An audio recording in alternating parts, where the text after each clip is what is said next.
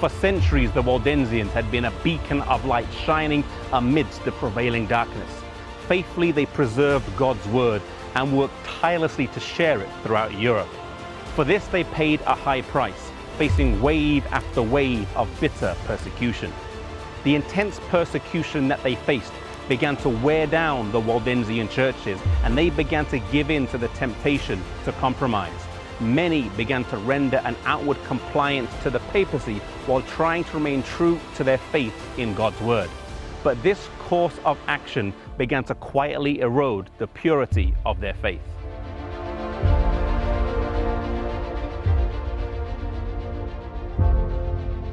Around this time of crisis, the Waldensians got word of the Reformation that was beginning to take root throughout Europe.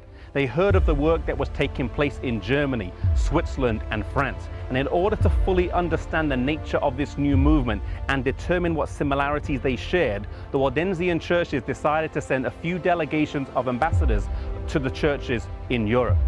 As these ambassadors came back, they brought back some of the writings of the leading reformers, as well as reports of what similarities they shared, and this greatly encouraged the Waldensian believers.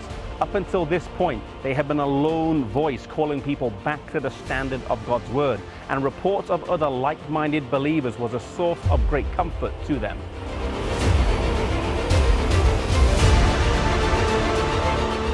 The leaders of the Waldensian churches then decided to convene a synod with representatives from the Protestant churches so they could meet with the leaders of the Waldensian churches to discuss their beliefs and further determine the relationship that the Waldensians would have with the Reformation as a whole.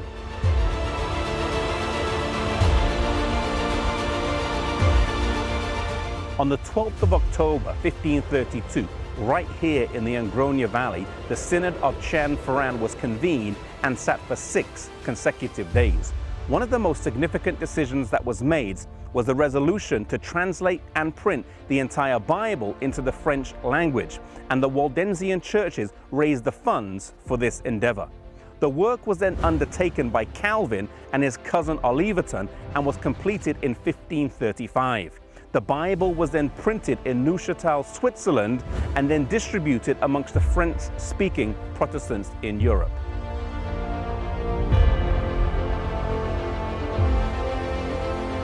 Some of the commonalities shared between the two churches was a rejection of decidedly papal institutions such as the Mass, confession, the celebration of feasts, the worship of saints, the celebration of Lent, the observance of the lenticular fast, and prayers for the dead.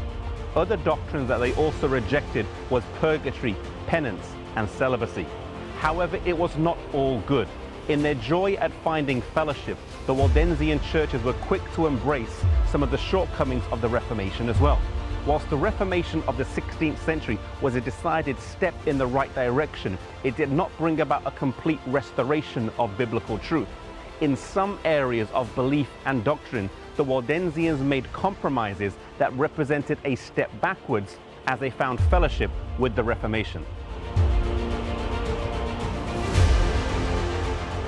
Two things that stand out from the Synod of Chanforan. Firstly, we see the importance of Christian fellowship, and we see the importance of the accountability and encouragement that comes with Christian fellowship. However, fellowship can be a two-edged sword, and sometimes we can be tempted to compromise as we do fellowship with other believers.